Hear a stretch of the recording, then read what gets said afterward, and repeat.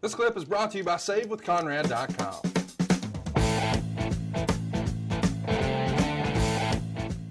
The Taker-Kane alliance would continue, but still without the full heel turn by Taker. We should go ahead and let everybody know that after the show, in character, of course, Vince is pissed that Taker and Kane didn't take the title off of Austin. So he makes a triple threat match for the next pay-per-view breakdown.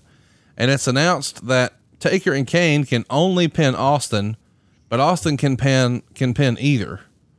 The match itself sort of is what it is. 22 minutes and 3 seconds.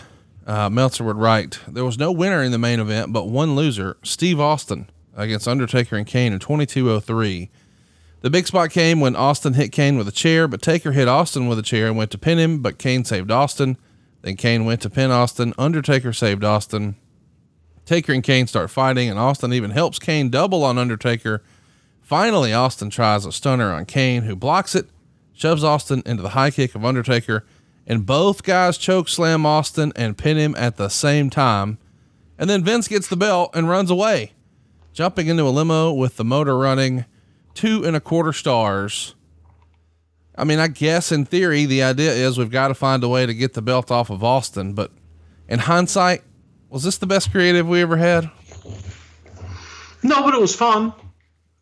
It left you asking a lot of questions and what are you going to do now? And gave you a reason to tune in to see, okay, now what next? Because is Undertaker the champion? Is Kane the champion?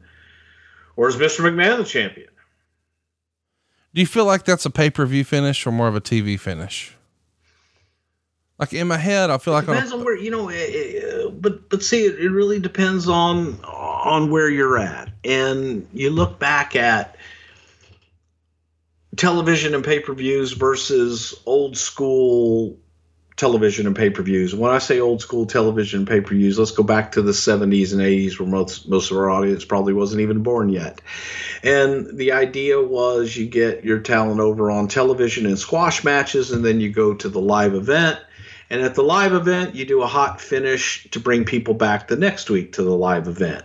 Very seldom did you get a lot of just plain, clean, and simple finishes in your top stories. There's always somebody screwing somebody or somebody getting involved or what have you.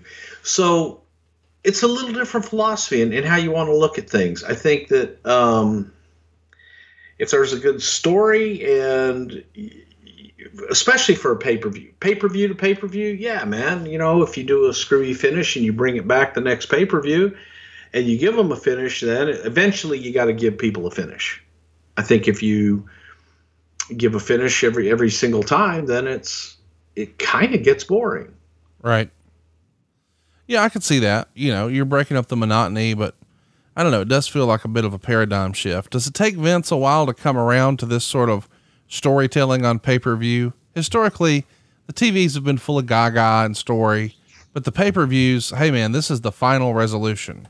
But now that was, again, when it quarterly. Now that it's monthly, does he come around to the idea?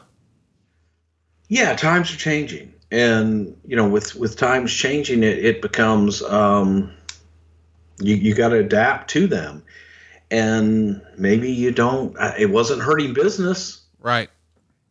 So maybe that philosophy of leave them hanging on the pay-per-view and make them come back for more drives them to TV, then television drives them to the resolution on the next pay-per-view. Hey, it's Conrad Thompson. Thanks for checking out the podcast here on YouTube. Be sure to hit the subscribe button and the notifications bell so you get a notice anytime we upload some new content. And go save yourself some money right now. If you're in a 30-year loan or you have credit card debt, it's not a matter of if I can save you money. It's a matter of how much. Find out right now for free at SaveWithConrad.com.